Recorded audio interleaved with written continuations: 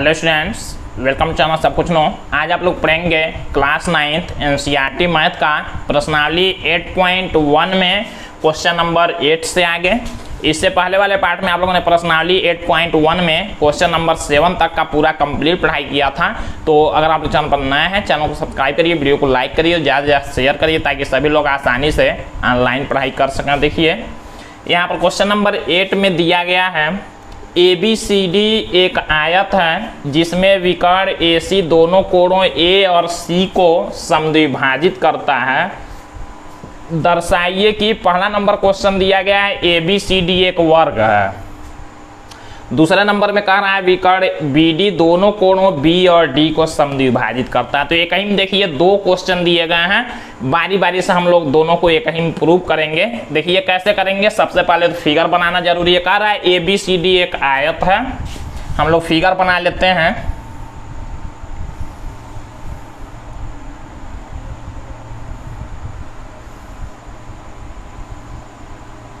मान लीजिए हमने बनाया यहाँ फिगर ABCD हमने एक आयत बना लिया। कह रहा है जिसमें विकर्ण AC दोनों कोण A और C को समद्विभाजित करता है। विकर्ण आप लोग जानते हैं A से C को मिलाएंगे तो कह रहा है ये जो विकर्ण AC है कोण A और C को समद्विभाजित कर रहा है। अब समद्विभाजित करने का मतलब ये हुआ कि ये वाला जो कोण होगा इस वाले कोण के बराबर होगा। तो हम लोग मान लेते हैं इस वाले को कोण 1 और इसको हम लोग मान लेते हैं कोण 2। ये दोनों आपस में बराबर है, समद्विभाजित का मतलब यही हुआ। और ये कोण बराबर होगा इस वाले कोण के। तो एक को हम लोग 3 मान लेते हैं और एक को 4 मान लेते हैं। इससे हमको लिखना इजी रहेगा। अब देखिए कह रहा है आगे दर्शाइए कि पहले नंबर में क्या बताना है। ABCD एक वर्ग है। ये जो ABCD एक आयत हमने बनाया है इसको सिद्ध कर देना है कि ये क्या होगा, एक वर्ग होगा। वर्ग होने का मतलब क्या हुआ, ये और ये भुजा अगर हम लोग बराबर दिखाना तो ये और ये भी बराबर होगा, मतलब चारों बराबर हो जाएंगे क्योंकि आयत पहले से दिया गया है। तो हमको ये और ये बराबर दिखाना है। कोई भी दिखा सकते हैं, या ये और ये और ये, या तो इसको और इसको बराबर दिखा सकते हैं। कोई ये और ये वाला बराबर दिखा देंगे तो हम लोग कहेंगे ये क्या है, वर्ग है। अब देखिए कैसे हम लोग इसको सिद्ध करते हैं। सबसे पहले आप लोग जानते हैं, हमने बताया था आप लोगों को सिद्ध करने में सबसे पहले हेडिंग लिखते हैं ज्ञात है। ज्ञात है में जो लिखेंगे क्वेश्चन में दिया गया होगा।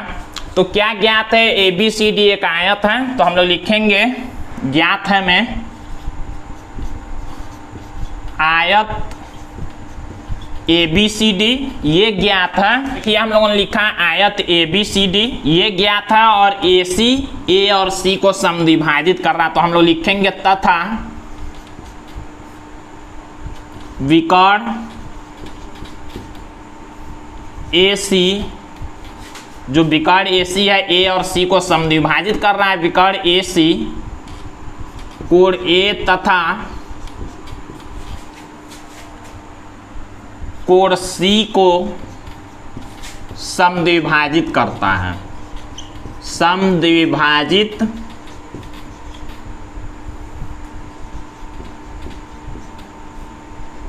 करता है। ये हम लोगों ने लिख लिया ज्ञात है में।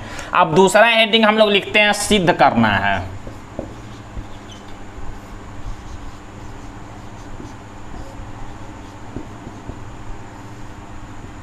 लोग सिद्ध करना है में वही लिखेंगे। पहला नंबर वाला जो सिद्ध करना है ABCD एक वर्ग है, ये सिद्ध करना है। और दूसरे नंबर पर क्या सिद्ध करना है ये भी हम लोग लिख लेंगे। कह रहा है दूसरे नंबर पर विकर्ण BD दोनों कोणों B और D को समद्विभाजित कर रहा है। अभी BD भी हम लोग खींचेंगे। कह रहा है दूसरे नंबर में विकर्ण BD दोनों कोणों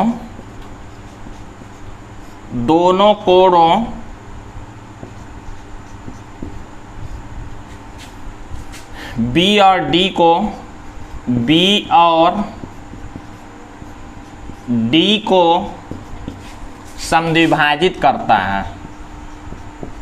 समद्विभाजित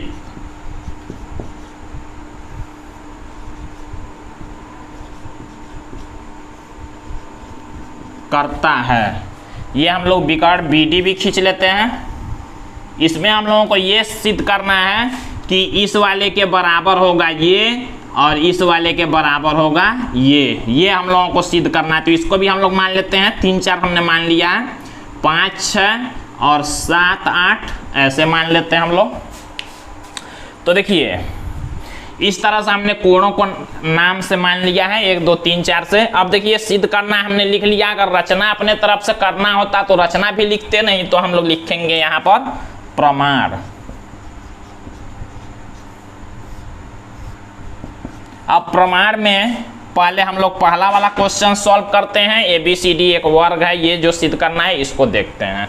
तो इसके लिए देखिए हम लोग क्या करेंगे, क्वेश्चन में ही जो दे दिया गया है AC समद्विभाजित कर रहा है कोणों A और C को, तो हम लोग वहां से शुरू कर सकते हैं। यहाँ से हम लोग लिख सकते हैं जब समद्विभाजित कर रहा है तो 1 के बराबर 2 होगा। हम लोग लिख सकते हैं पहले नंबर के सिद्ध में लिखेंगे, चूंकि AC कोण A तथा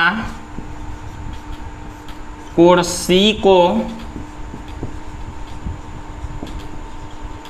समद्विभाजित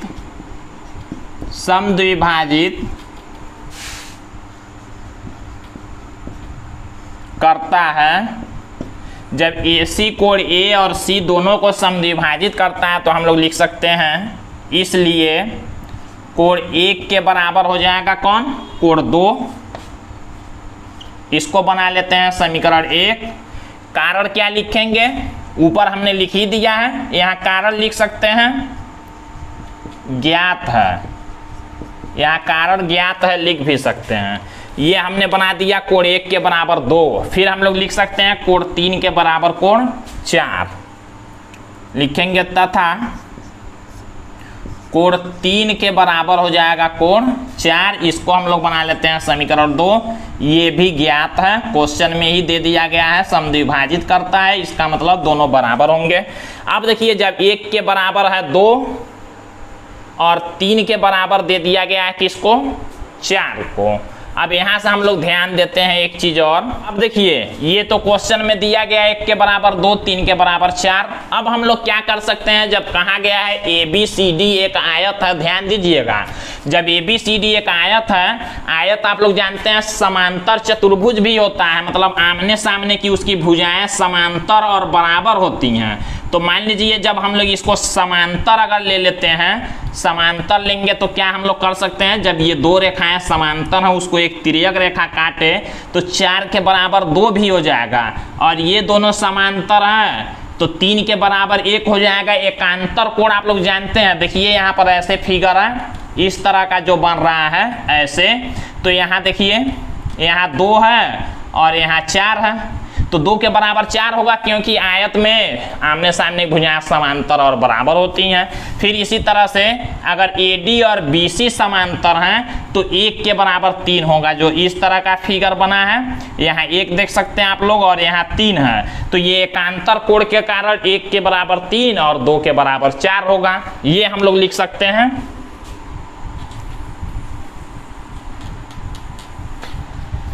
तो हम लोग लिखेंगे, चूंकि ABCD एक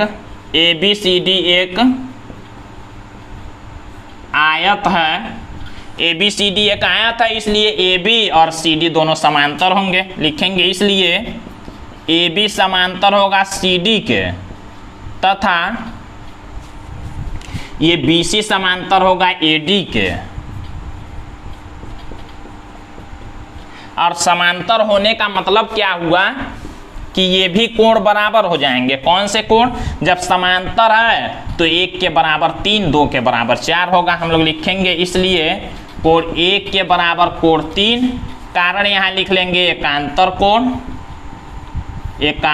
कोण, और इसको हम लोग बना लेते हैं, 2 समीकरण हो गया था तो इसको हम लोग समीकरण 3 बना लेते हैं। फिर लिखेंगे तथा 2 के बराबर 4 होगा, लिखेंगे कोण 2 के बराबर कोण 4। ये भी कारण है एकांतर कोण ही, इसको बना लेते हैं समीकरण 4। देखिए यहाँ पर जब हमने 4 समीकरण बनाया, हमको देखिए क्या करना है, 1 के बराबर यहाँ 2 दिया गया है, और 1 के बराबर यहाँ 3 दिया गया है। इससे हम लोग क्या निष्कर्ष निकाल सकते हैं, जब 1 के बराबर 2 है और 1 के बराबर 3 है, मतलब बायां साइड दोनों का बराबर है, तो हम लोग दायां बराबर कर देंगे, मतलब 2 के बराबर 3 हो जाएगा।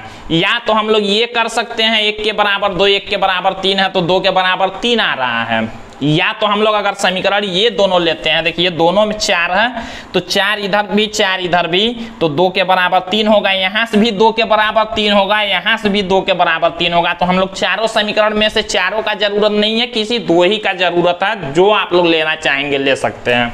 हम लोग लिखेंगे समीकरण 1 और 3 से, हम लोग लिखेंगे समीकरण 1 व 3 से। अब समीकरण 1 और 3 से क्या हो जाएगा, देखिए 1 के बराबर 2, 1 के बराबर 3, तो 2 के बराबर 3 होगा। हम लोग लिख सकते हैं कोण 2 के बराबर हो जाएगा कौन, कोण 3। ये हो गया समीकरण 5। अब देखिए 2 के बराबर 3 होने का मतलब क्या हुआ, इस 2 के बराबर 3 हो गया, हमको एक मिल गया है यहाँ पर त्रिभुज। आप लोग देख सकते हैं ये वाला त्रिभुज ABC में जब 2 के बराबर 3 है, आप लोगों ने एक प्रमेय पढ़ा हुआ है कि किसी त्रिभुज में जब कोण 2 बराबर हो, बराबर कोणों की सम्मुख भुजाएं बराबर होती हैं। तो 2 का सम्मुख भुजा है ये, 3 का सम्मुख भुजा है ये, दोनों भुजाएं बराबर हो जाएंगी।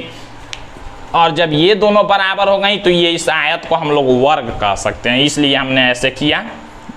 तो इतना आप लोग नोट करिए, फिर हम लोग आगे लिखते हैं। हम लोग इस समीकरण 5 के बाद हम लोग समीकरण 5 से कह सकते हैं जब 2 के बराबर 3 है तो हम लोग ले सकते हैं त्रिभुज ABC में। हम लोग लिखेंगे त्रिभुज ABC में। अब इस त्रिभुज में क्या हुआ, ये 2 के बराबर 3 है, समीकरण 5 से हम लोग लिख सकते हैं त्रिभुज ABC में, चूंकि कोण 2 के बराबर है कौन, कोण 3, ये क्या है समीकरण 5 में यहाँ दिया गया है, 2 के बराबर 3 है। और ये कारण हम लोग क्या लिखेंगे, समीकरण 5 से यहाँ पर लिख लेंगे समीकरण 5 से, मतलब समीकरण 5 से 2 के बराबर 3 हो गया है। अब जब 2 के बराबर 3 है तो हम लोग लिख सकते हैं इसलिए AB बराबर BC या BC बराबर AB। हम लोग लिख सकते हैं इसलिए BC बराबर AB। कारण यहाँ क्या लिखेंगे, BC के बराबर हमने AB क्यों लिखा, क्योंकि 2 और 3 बराबर हैं। तो हम लोग लिखेंगे बराबर कोणों की सम्मुख भुजाएं बराबर होती हैं, सम्मुख भुजाएं बराबर होती हैं। इसलिए हमने क्या किया, इसको बराबर कर दिया BC के बराबर AB। अब जब BC के बराबर हो गया AB तो हम लोग क्या कह सकते हैं, ABCD एक वर्ग है। हम लोग लिखेंगे इसलिए ABCD एक वर्ग है, यही हम लोगों को प्रूव करना था, ABCD एक वर्ग है। तो ये हम लोगों ने प्रूव कर लिया। अब दूसरा देखिए क्या प्रूव करना है, विकर्ण BD दोनों कोणों B और D को समद्विभाजित कर रहा है। ये B और D जो विकर्ण है BD क्या कर रहा है, दोनों कोणों को समद्विभाजित करेगा B और D को। ये सिद्ध करना मतलब 5 के बराबर 6 सिद्ध करना है, 7 के बराबर 8 सिद्ध करना है। तो आप लोग देख सकते हैं 2 त्रिभुज बना हुआ है, एक ये वाला त्रिभुज आप लोग देख रहे हैं और एक इधर वाला त्रिभुज, ये वाला त्रिभुज आप लोग देख रहे हैं ये वाला। अगर इस दोनों त्रिभुजों को हम लोग क्या करें, इसको सर्वांगसम दिखा दे तो हम लोग कह सकते हैं 5 के बराबर 6, 7 के बराबर 8। तो हम लोग यही करते हैं। हम लोग लिखेंगे दूसरा नंबर, दूसरे वाले को हम लोग सिद्ध करते हैं। तो लिखेंगे त्रिभुज ABD और त्रिभुज BCD में हम लोग लिखेंगे त्रिभुज ABD तथा त्रिभुज, देखिए ABD हमने ये वाला लिया और BCD ये वाला, तथा त्रिभुज BCD में अब इन दोनों त्रिभुजों सर्वांगसम दिखाएंगे तो तीन चीजें बराबर होना चाहिए। तो देखिए क्या बराबर कर सकते हैं हम लोग, इस त्रिभुज का हम लोग ए बी ले सकते हैं, इस त्रिभुज का सी डी ले सकते हैं, क्योंकि आयत में आमने सामने भुजाएं बराबर होती हैं। तो लिख सकते हैं इस त्रिभुज वाला ए बी हम लोग लिखेंगे ए बी बराबर उस त्रिभुज का सी डी, क्योंकि लिखेंगे आयत भी है और वर्ग भी है, आयत की सम्मुख भुजाएं, आयत की सम्मुख भुजाएं हैं इसलिए ये बराबर होंगी। फिर इसी तरह से हम लोग लिख सकते हैं इस AD के बराबर कौन होगा, इस त्रिभुज का BC होगा। हम लोग लिख सकते हैं AD के बराबर BC, सेम कारण ये भी लिखेंगे, यही आयत की सम्मुख भुजाएं बराबर होती हैं। और देखिए ये दो हम लोग यहाँ लिख लेते हैं। अब देखिए दो चीजें बराबर हो गई। तीसरा ये हम लोग BD के बराबर BD दोनों त्रिभुज में आएगा, तो हम लोग लिख सकते हैं BD के बराबर BD। कारण क्या लिखेंगे, उभयनिष्ठ। अब तीन चीजें जब बराबर हो गई, दोनों त्रिभुजों को हम लोग सर्वांगसम कह सकते हैं, लिखेंगे इसलिए त्रिभुज ABD सर्वांगसम हो जाएगा त्रिभुज BCD के। किस कारण से, तीनों भुजाएं हैं तो SSS द्वारा लिखेंगे। अब देखिए जब सर्वांगसम हो गए दोनों त्रिभुज तो हम लोग कह सकते हैं 5 के बराबर 6, 7 के बराबर 8 हम लोग लिखेंगे, इसलिए कोण 5 के बराबर कोण 6 तथा कोण 7 के बराबर कोण 8, दोनों को लिख लेंगे क्या, CPCT द्वारा। ये हमने आप लोगों को बता दिया हुआ है पहले। अब देखिए जब 5 के बराबर 6, 7 के बराबर 8 हो गया तो हम लोग नीचे क्या लिख सकते हैं, यही जो सिद्ध करना है इसको आप लोग लिख लीजिएगा। विकर्ण जो BD है दोनों कोणों B और D को समद्विभाजित करता है, ये आप लोग नीचे लिख लेंगे। तो इस तरह से दोनों क्वेश्चन एक ही में दिया गया था, कंप्लीट हुआ। फिर अगले पार्ट में आप लोग इस एक्सरसाइज का अगला क्वेश्चन देखेंगे। तो आज के लिए बस इतना ही।